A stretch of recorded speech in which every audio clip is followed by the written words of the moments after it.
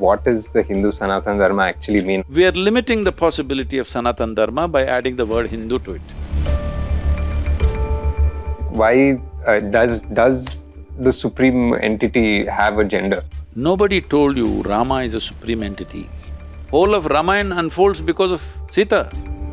Gender discrimination is not even an idea in our mind. When the Islamic invasions happened, they saw it so easy to take this country. Hundreds of women burning themselves to death. This is the most shameful dimension of our culture. We should not forget this. Namaskaram, Sadhguru. We just wanted to ask a question about Sanatana Dharma. Like, what does the Hindu Sanatana Dharma actually mean? See, there is no such thing as Hindu Sanatana Dharma.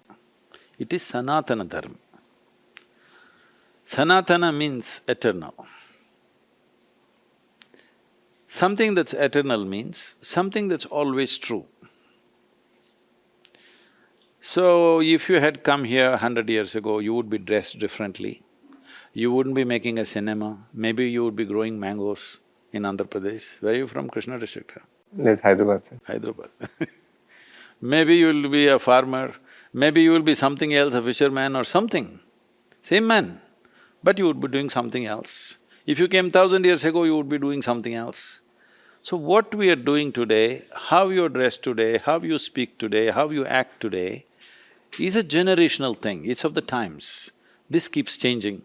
How tomorrow the next generation will act, how they will dress, what they will do, it'll be totally different from the way we are doing it right now. So this is one dimension of life. This we call as smriti. Smriti literally translates as memory or from memory. Whatever you're doing right now, how you dress right now, is either just like your father or in reaction, never like your father isn't it? But both by memory. So you have learned certain things by memory. This is smriti. But there is shruti, which can be interpreted in many different ways. One dimension of it is, it's the tune of life. This is not set by you, this is creation. Only if you understand the shruti of life, then you can find a rhythm. This is what Bharata means. Bha means bhava or the experience of life. Ra means raga, which is the shruti of life. Tha means tala. Bhava is what happens to you, it's an experience.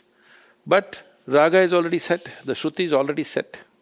Now it's for you to find the right rhythm for that, so that life happens beautifully like a wonderful music. If you don't find the rhythm, the same shruti which facilitates life will crush you. So, when we say Sanatana Dharma, we are talking about that dimension of life which does not change, which is fundamental to our existence. Eternal. It's fundamental, it is the basis of our existence. Well, how you dress, what's your profession, how do you deal with your family, how do you deal with your relationships, society, this is all transient. Every generation it's different, from person to person it's different. But the laws that govern my life also govern your life and every other life, whether it's a worm, insect, bird, animal or plant, all of them are ruled by that law, which is Sanatana Dharma. The fundamental laws which govern the existence. This must be understood clearly. When we talk about laws, we are not talking about penal code imposed by human beings upon each other for control and whatever, some semblance of sanity in the society. Because that law has to change from generation to generation. You see, there is so much fight going on about change this law, change that law. Every generation is fighting for it always. That's a different thing because that's a transactional law. When we talk about Sanatana Dharma, we are not talking about a transactional dharma, we are talking about an existential dharma. First of all, let us understand the word dharma. Dharma means the law. Dharma does not mean religion. In this culture, we don't know what is religion, we don't have such things. We are only looking at what are the underlying laws for my life to happen in the best possible way, because we understand unless you stick to the law, your life cannot happen well. Because a law is not an imposition, a law is the basis, it's the foundation of the existence. If you figure this out well, then your life happens effortlessly because you know the laws or you're in tune with the laws. If you don't know, for no reason you suffer, simply. So Sanatana Dharma is that dimension. Does it belong to a Hindu or somebody else or an Indian person or some other person? That's not the point. This is what governs the existence. No culture has looked at it with such profoundness as we have in this culture. So because of that pride, we may say, this is Hindu Sanatana Dharma. But we are limiting the possibility of Sanatana Dharma by adding the word Hindu to it. If you understand, the word Hindu is a geographical identity. The land that lies between Himalayas and Hindu Sagara is Hindu. In that sense, if you're saying it, it's all right for pride, but it's not all right, it's not correct, because Sanatana Dharma applies to every life, wherever they may be born or unborn. It applies even to unborn life and the life that is dead also. So Sanatana Dharma talks about how to handle the unborn, how to handle the born, how to handle the grown-up, how to handle different stages of life and how to handle the dead, all dimensions of life. But Smriti is something that every generation should reinvent or amendments need to happen. This is the only culture which has thought of things like this, that we understand social transactions have to evolve. Evolution does not necessarily mean we're doing something better than the previous generation. It is just that because situations are changing, we're evolving so that we fit into those situations. So situational transactions always have to evolve and change. So this culture allowed that. How you ate 100 years ago, today we can debate and say that's not the way we want to eat because my work habits have changed. When I was ploughing the land, I was eating that much of whatever. Today I'm just directing a movie, so I will only this much of this. So there is no law to say you have to eat like this, you have to fast like this, you have to do this. Because these laws must be constantly amended. As India's constitution can be amended according to the changes needed for a particular generation, similarly, but even in the constitution there are a few fundamental rights and other things that you don't touch. You cannot call that Sanatan Dharma, but in a way it is. For the nation, it is. There are a few fundamental rights which are absolute, sacrosanct, you cannot touch it. But everything else is available for amendments and improvements and knockdown of certain laws, all these things. So, this is a very profound way of seeing life.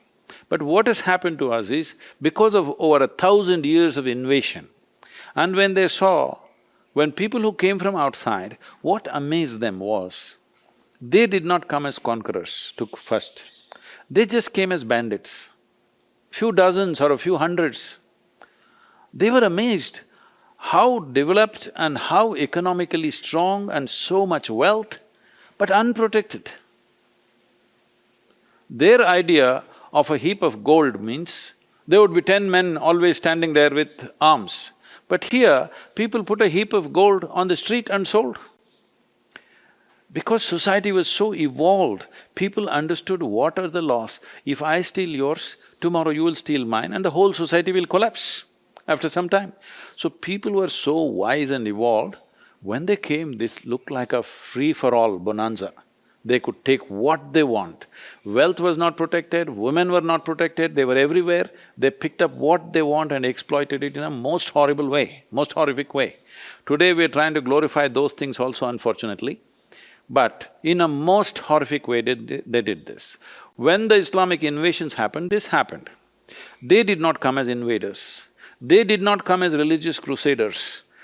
They just came as bandits. But when they saw it was so easy, because there were men involved in profound music, mathematics, astronomy, astrology, all kinds of things, but there were not too many fighting men. So it was a walkover. The land, the beautiful land that this was, the rich banks of the rivers, agriculturally rich, wealth, gold, diamonds. The first nation which mined diamonds in the world is India, all right?